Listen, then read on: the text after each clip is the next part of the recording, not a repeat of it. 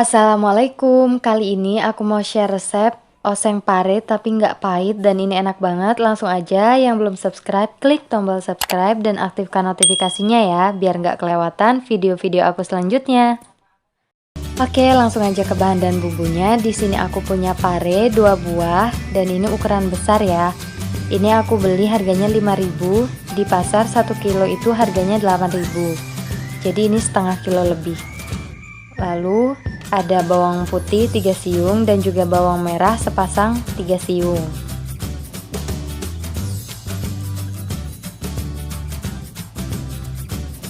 Selanjutnya di sini aku pakai cabai 15 biji. Yang nggak suka pedas boleh dikurang, yang suka pedas boleh ditambah ya. Terus juga di sini aku pakai gula pasir, garam dan juga penyedap rasa non MSG. Tahap selanjutnya kita potong-potong parenya. Nah biasanya aku hilangin dulu yang ada di atas dan juga di bawahnya, terus aku potong-potong jadi beberapa bagian. Itu memudahkan aku biar nggak terlalu panjang ngilangin isi parenya nanti, karena pestanya kan juga nggak terlalu panjang. Terus ini proses aku ngeluarin bijinya kayak gini ya, jadi aku congkel pakai peso terus langsung bersih deh kayak gitu. Nah kayak gini kita hilangin semuanya ya sampai parenya semua selesai.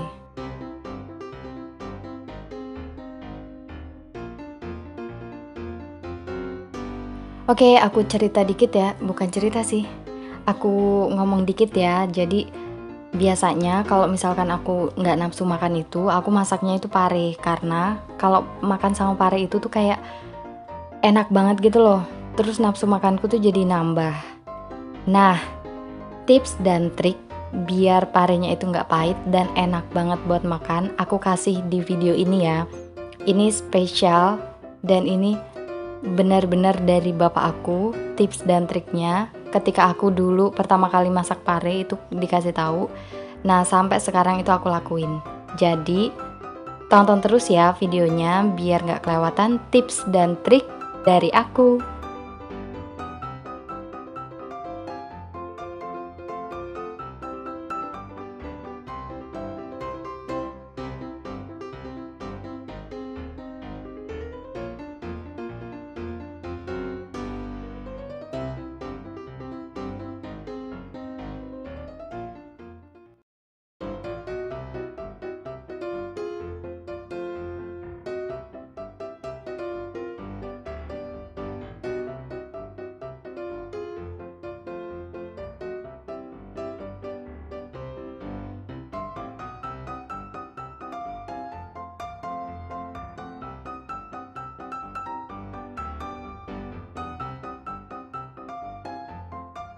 Setelah semua biji parenya sudah terkeluarkan atau sudah dibersihkan, udah bersih, kita potong-potong ya parenya. Nah aku motongnya kayak gini, jadi nggak akan kena tangan insya Allah karena ketutupan sama kuku di depan. Nah ini aku motongnya nggak ketebelan dan juga nggak ketipisan, yang sedang-sedang aja, yang biasa-biasa aja. Oke, kita potong-potong dulu ya semuanya sampai semuanya selesai.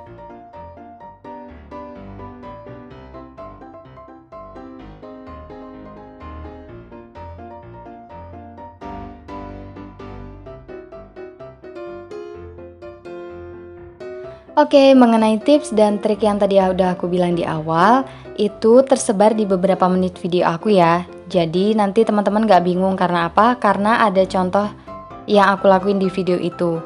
Nah, sekalian aku melakukan itu, aku kasih tahu tips dan triknya sekalian ya. Tunggu ya.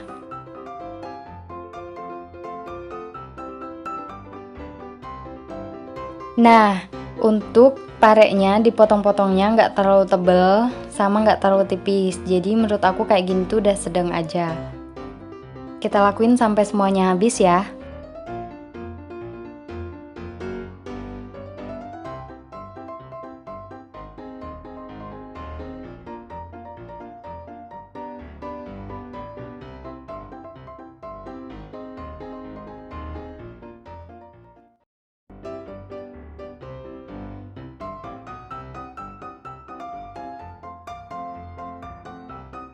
Nah, tahap selanjutnya ini udah aku pindahin ke wadah yang lebih besar. Terus aku udah kasih garam. Kita sebar-sebar ya garamnya di semua parenya. Oke, aku kasih tahu tips yang pertama. Ini tangan aku bersih. Kita uleni parenya ini yang udah dikasih garam sampai dia benar-benar layu. Aku yakin sih kalau misalkan tips yang pertama ini udah pada dilakuin. Kalau enggak, direndam pakai air panas. Tapi di step ini aku nggak rendam pakai air panas ya. Aku segini aja udah cukup. Aku uleni aja udah cukup. Nah, kita remet-remet terus ya parenya sampai benar-benar dia layu dan keluar airnya.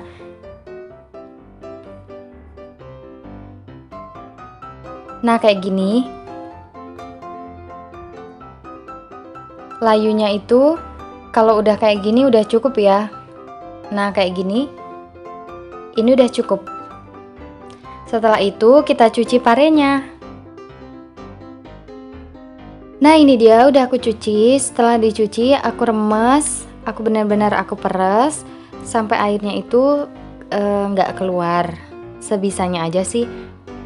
Nah, tetap cantik ya bentuknya, nggak hancur gitu. Nah, itu tadi tips yang kedua. Setelah dicuci, diperes gitu sampai kira-kira airnya itu cuma tinggal sedikit aja, atau bahkan nggak ada airnya. Oke, kita potong-potong dulu ya bumbunya, bawang merah, bawang putih, dan juga cabai.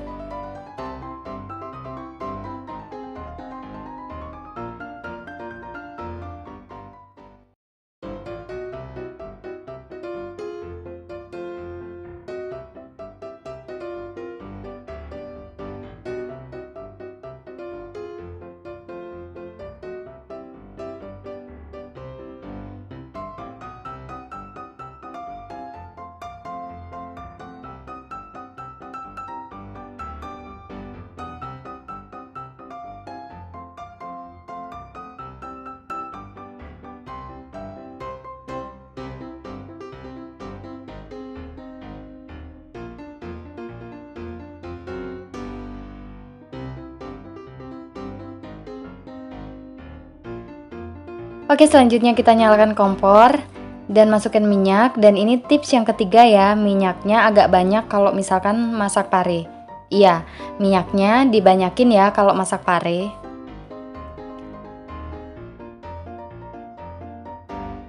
Setelah minyak panas, seperti biasa kita tumis dulu bawang merah dan juga bawang putih sampai baunya harum. Setelah beberapa saat, sekiranya bawangnya udah setengah matang, kita masukin cabenya ya. Kita aduk-aduk sampai tergoreng semua dan agak terlihat kering sedikit tapi bukan gosong ya.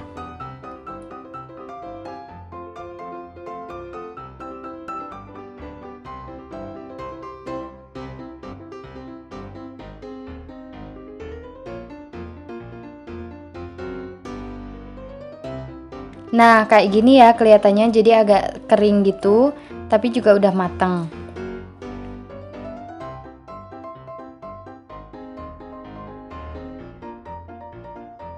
Setelah itu kita masukin yang tadi parenya udah kita cuci dan kita peres ya semuanya ke dalam wajan.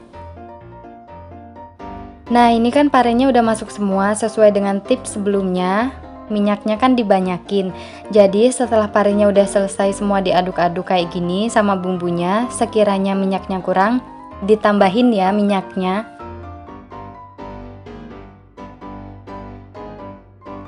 Nah, ini dia, ini 10 menit setelah dimasukkan pertama ya. Bentuknya kayak gini karena kegoreng. Setelah itu masih belum dimasukin bumbunya karena kita tunggu 5 menit lagi. Nah, akan berubah warna kayak gini ya. Jadi bumbunya juga tambah mateng dan juga parenya kegoreng. Nah, itu minyaknya udah tadi aku tambahin sedikit lagi. Bentuknya kayak gini ya. Jadi cabenya sama parenya itu bentuknya bagus. Setelah matang kayak gini baru kita masukin bumbunya. Di sini ada gula pasir, garam, dan juga penyedap rasa.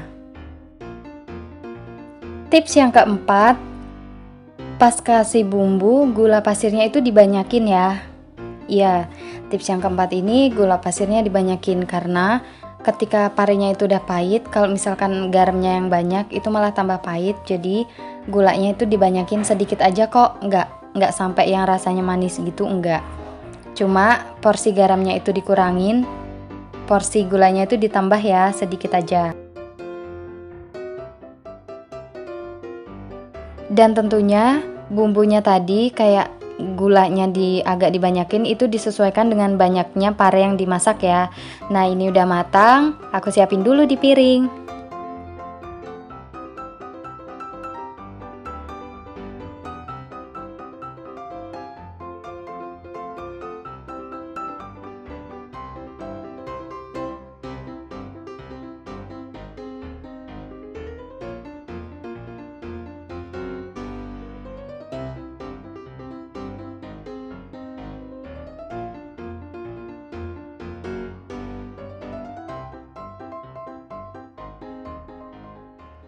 Nah, ini dia udah jadi tumis pare nggak pahit dan ini enak banget dimakan pakai nasi anget, apalagi ditambah sama ikan asin. Oke, kalau misalkan kalian suka sama video aku, jangan lupa ya like, komen, dan juga subscribe. Sampai jumpa di video aku selanjutnya. Bye-bye!